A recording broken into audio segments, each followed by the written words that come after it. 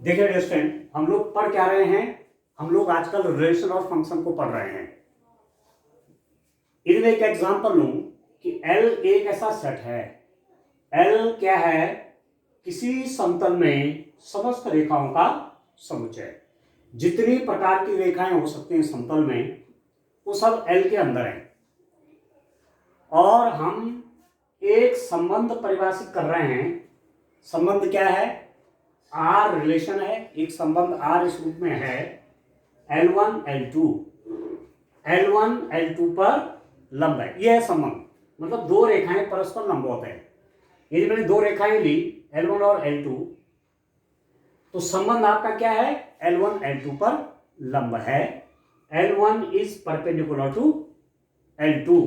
कहने का मतलब हुआ कि यदि ये L1 है और ये L2 है, तो this L1 is perpendicular to L2। संबंध ये है।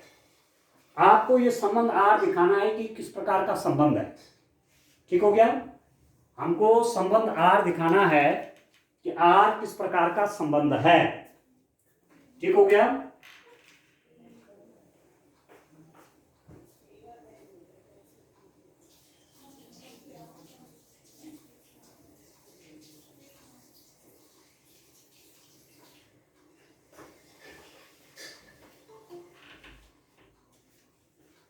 तो चलिए dear student, L1 L2 L1 L2 पर परपेंडिकुलर है। या आप कह सकते हैं, L2 L1 पर लंब है। ठीक है? यह है रिलेशनशिप। परपेंडिकुलरिटी, दो रेखाएं एक दूसरे पर परपेंडिकुलर है, वो है रिलेशन। अब आपको देखना है कि रिलेशन है कैसा। पहला वाला देखिए। आप जानते हैं, यदि मैं L1 बिलोंग्स टू L, यदि मैं एक रेखा लूं L1, किसमें? ये L है। रेखाओं का समुच्चय क्या है किसी तल में? L is the set of all the lines in a plane. And if I take a line L1 belongs to L। एक रेखा मैंने ली जिसको मैं L1 से डिनोट कर रहा हूं, और वह रेखा किसमें है? इस सेट में है। तो दोस्तों आप जानते हैं, L1 L2 does not belongs to R। L1 L1 L1 L1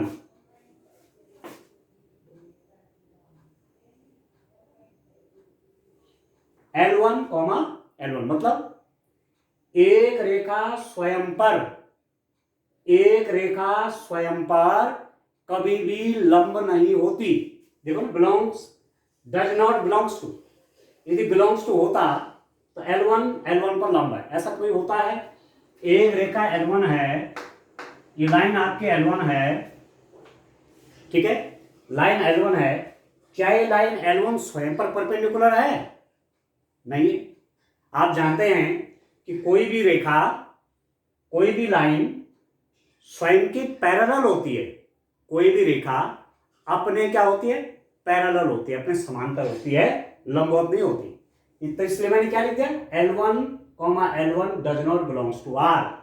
मतलब ये दो रेखाएं, कोई भी रेखा स्वयं के लंबवत नहीं होती। कोई भी रेखा स्वयं के लंबवत नहीं होती। इसका मतलब हुआ कि R इज नॉट रिफ्लेक्सिव। ठीक है? R स्वतुल्य नहीं है। R स्वतुल्य नहीं। इस एग्जाम्पल में आपने देख लिया है कि R आपका स्वतुल्य नहीं है। ठीक हो गया? अब आप देखो दूसरा संबंध देखिए। यदि मैं किसी टाइम पर L1 L2 belongs to L ले लूं, मैंने दो लाइनें ली। एक लाइन आपके L1 है और दूसरी लाइन मैंने क्या ले ली? L2 ले ली। ठीक हो गया?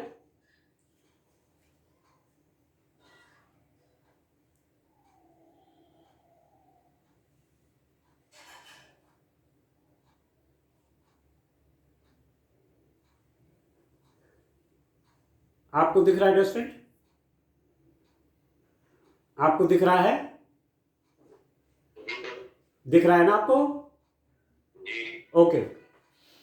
L1 L2 belongs to L। दो लाइनें मैंने ले ली, एक L1 है, L2 है, बिलोंग्स टू L है। और यदि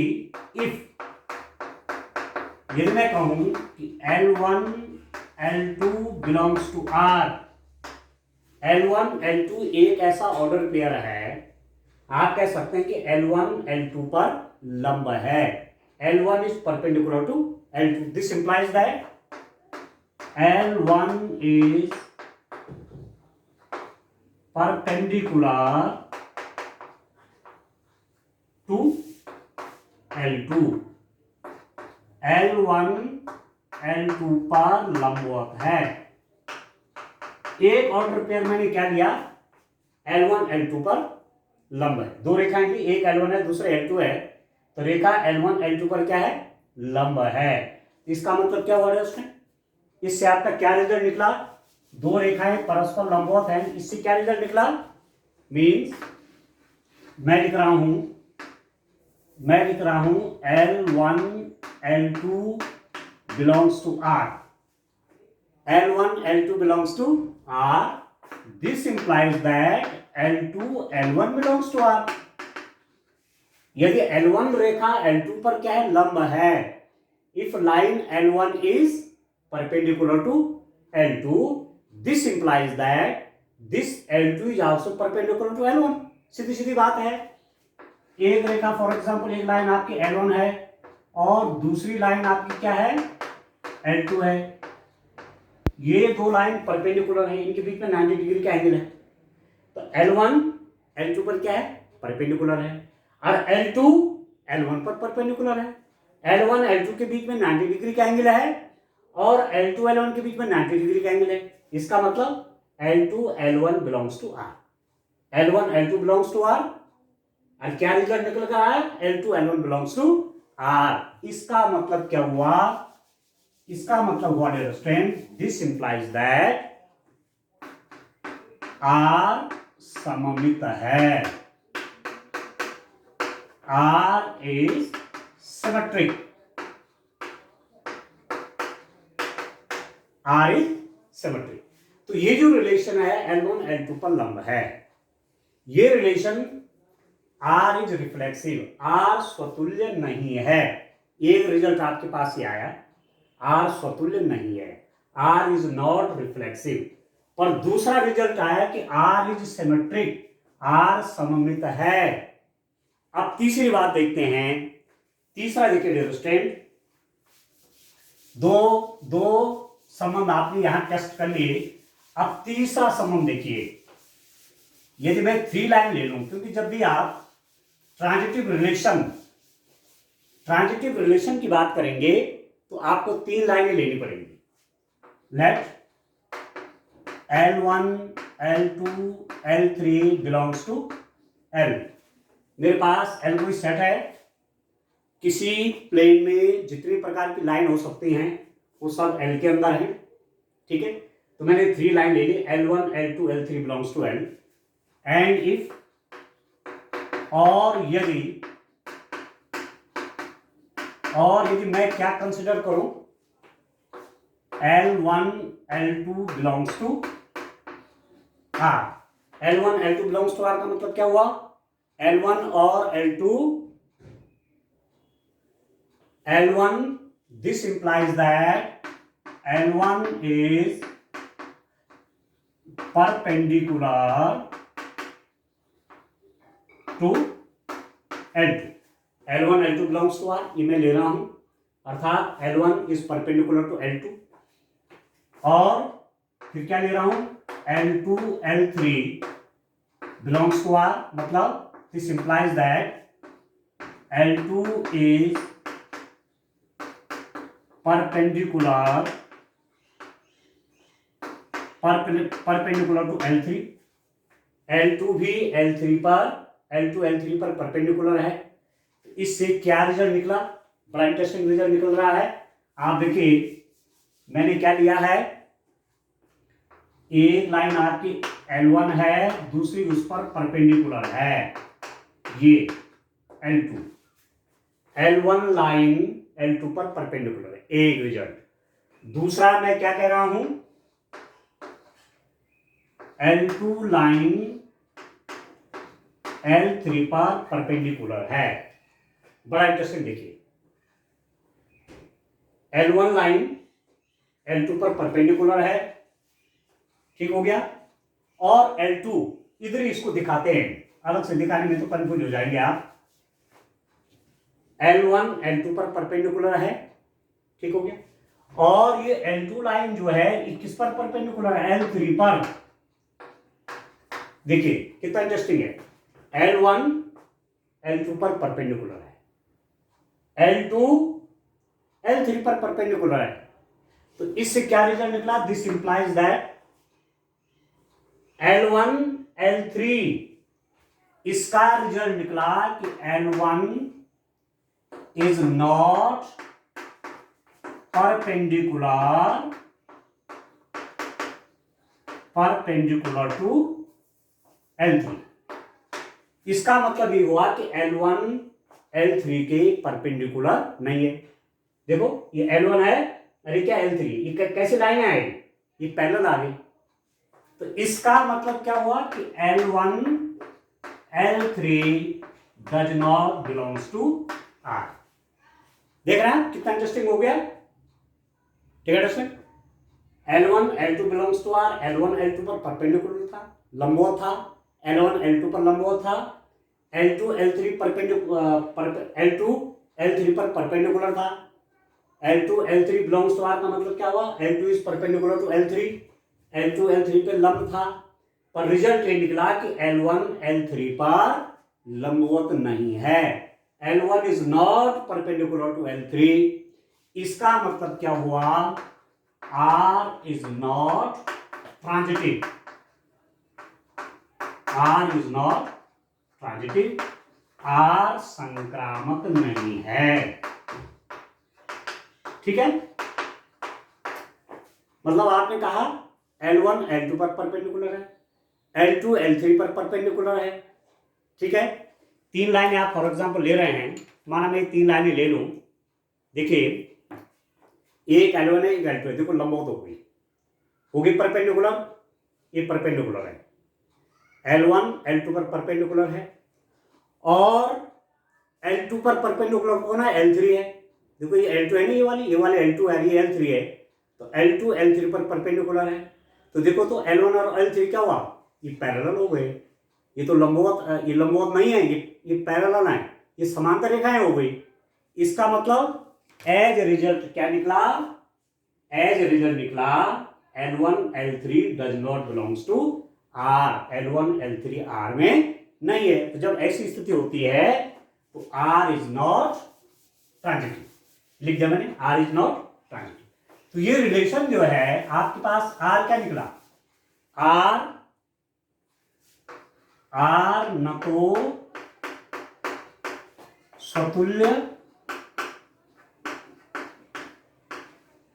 स्वतुल्य है और न ही संक्रामक है, परंतु यह सममित है, ठीक है। R is neither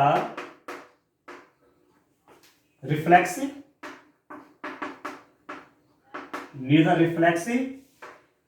nor transitive, but it is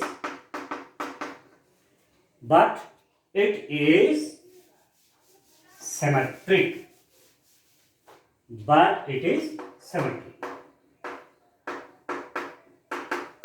ठीक है दोस्तों। R न तो रिफ्लेक्सिव है न ट्रांजिटिव है, पर R क्या है, R आपका सिमेट्रिक है। अब आपको क्लियर हो गया होगा रिफ्लेक्सिव रिलेशन क्या होता है, सिमेट्रिक क्या होता है और ट्रांजिटिव क्या होता है, ठीक है। अब आप एग्जाम्पल के क्वेश्चन भी सॉल्व करेंगे अब मैं सीधे एक्सरसाइज के क्वेश्चन पे आता हूँ स्टूडेंट। एक क्वेश्चन एक्सरसाइज का लेता हूँ। क्वेश्चन नंबर 1, आप क्वेश्चन को बुक में ही देखेंगे। क्वेश्चन के लिए मैं क्वेश्चन नहीं लिख रहा हूँ क्योंकि ज़्यादा टाइम लगेगा, तो क्वेश्चन को तो आप बुक में देख लेंगे। ठीक हो गया।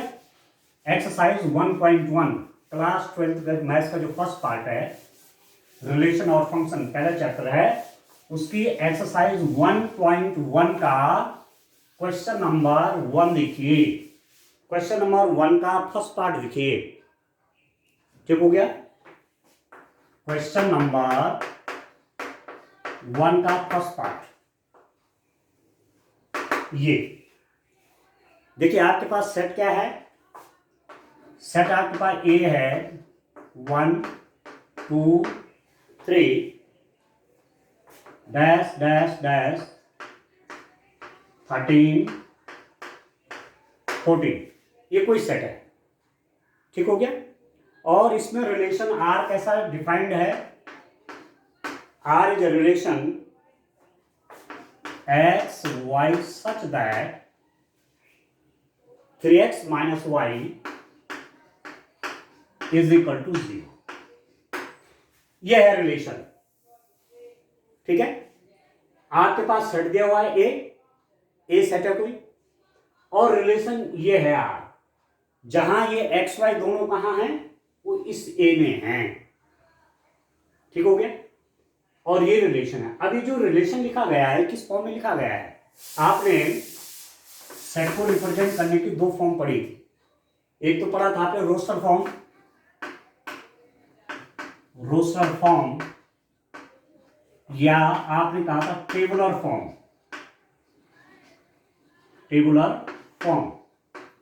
तालिका विधि पढ़ी आपने एक, और दूसरी फॉर्म पढ़ा सेट बुल्डर फॉर्म।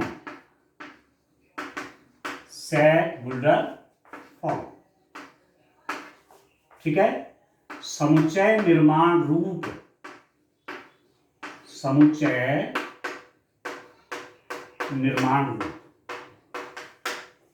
ठीक हो गया। सेट को रिप्रेजेंट करने का 2 मेथड आपने पढ़ा। एक तो क्या पढ़ा? रोस्टर फॉर्म और टेबुलर फॉर्म। इसमें जैसे ये लिखा हुआ है, ये सेट आपका इस फॉर्म में है, रोस्टर फॉर्म में, टेबुलर फॉर्म में। इसमें सब एलिमेंट आप देख सकते हैं।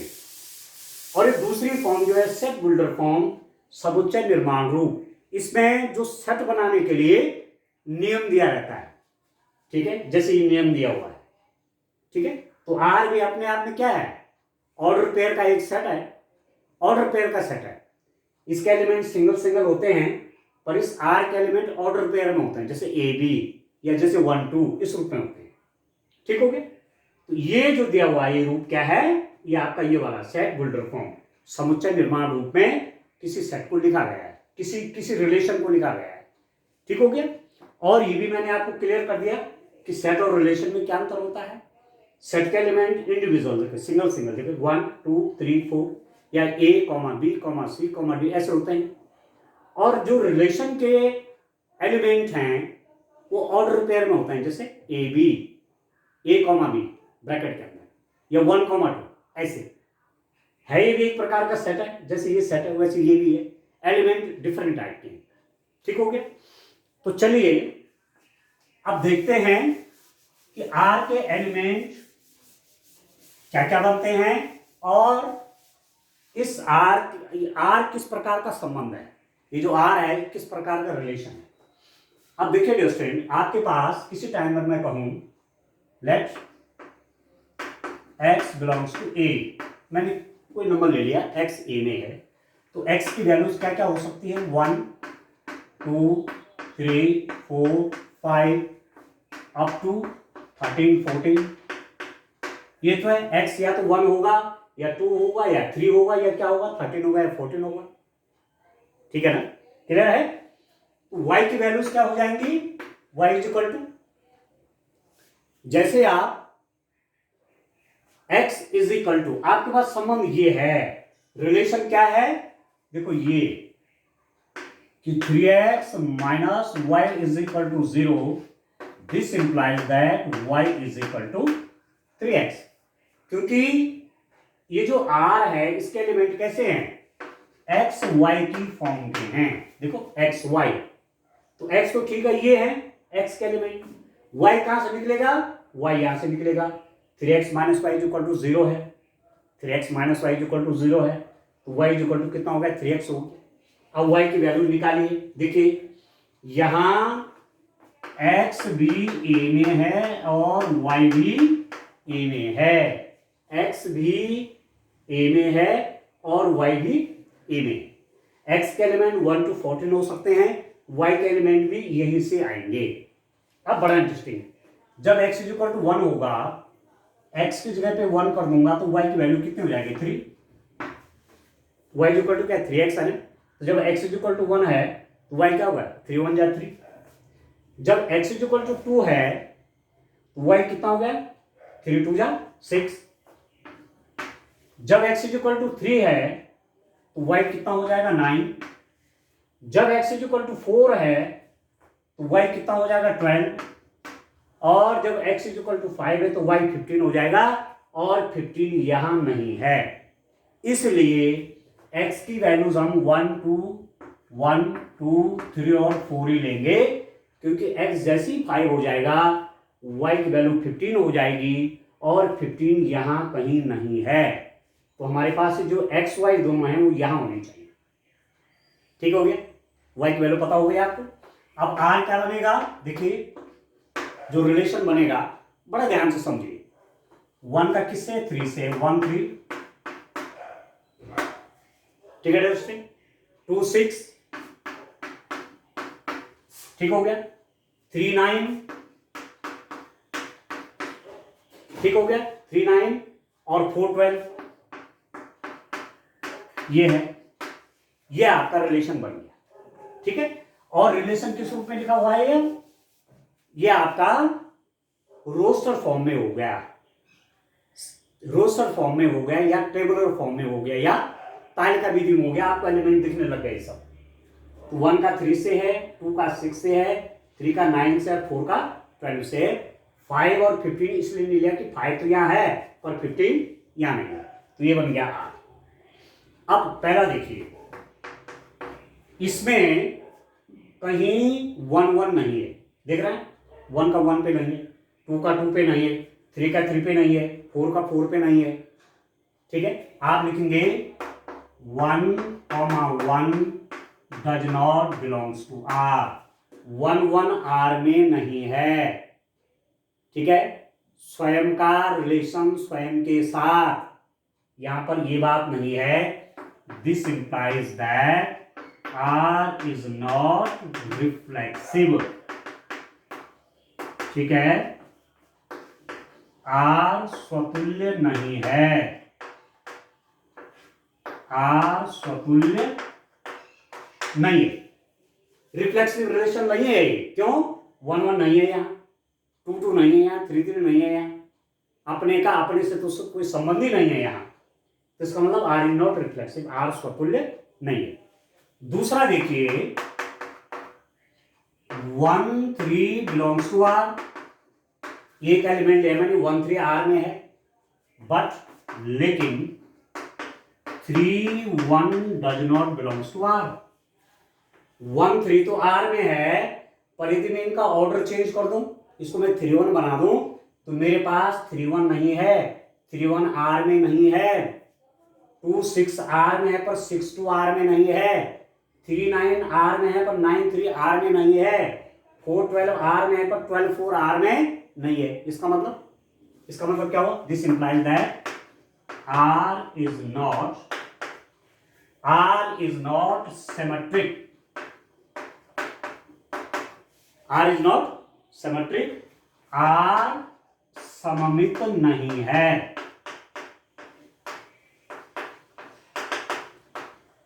ठीक है, न तो R स्वतुल्य था और ना सममित है।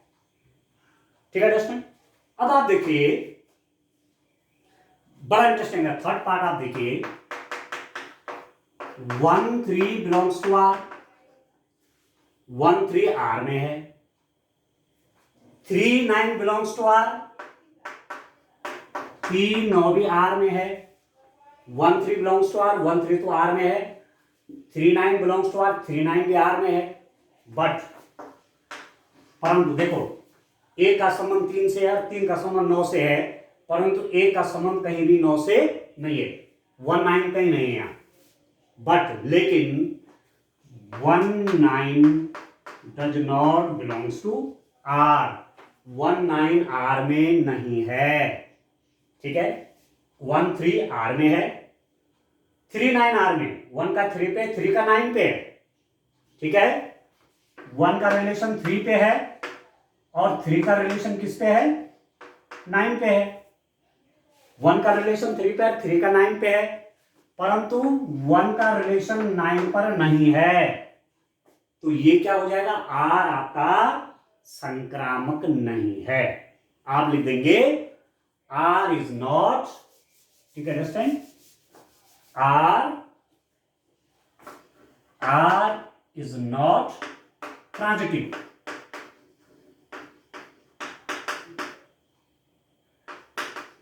ठीक है, आर संक्रामक नहीं है।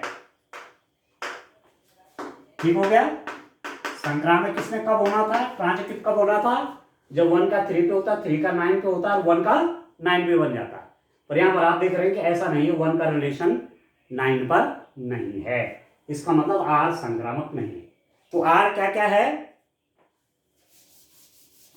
आर क्या क्या है, आप लिख देंगे जो संबंध मेरे पास था,